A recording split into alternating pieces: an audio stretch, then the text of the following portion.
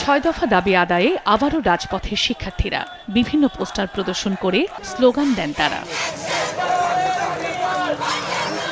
বুধবার দুপুর 12টার দিকে বিক্ষোভ মিছিল নিয়ে রাজশাহী নগরীর ভদ্রা মোড়ে অবস্থান নেন রাজশাহী পলিটেকনিক, রাজশাহী মহিলা পলিটেকনিক্যাল ও সার্ভে ইনস্টিটিউটের শিক্ষার্থীরা। এক পর্যায়ে তারা রাজশাহী ঢাকার রেল লাইনে উঠে পড়েন।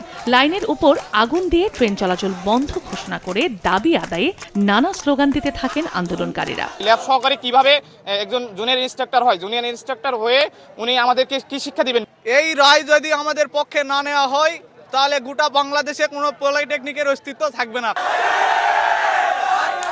এদিকে একই দাবিতে সিরাজগঞ্জে সড়ক অবরোধ ও বিক্ষোভ মিছিল করেন পলিটেকনিক শিক্ষার্থীরা। ঘণ্টাব্যাপী সড়ক অবরোধ করে রাখেন তারা। পরে প্রশাসনের আশ্বাসে সড়ক অবরোধ তুলে নেন শিক্ষার্থীরা।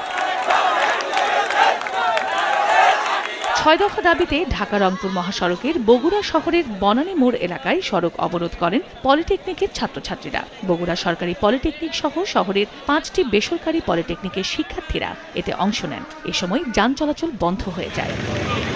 চন্দ্রা বিশ্বাস, ববি, সময় সংবাদ।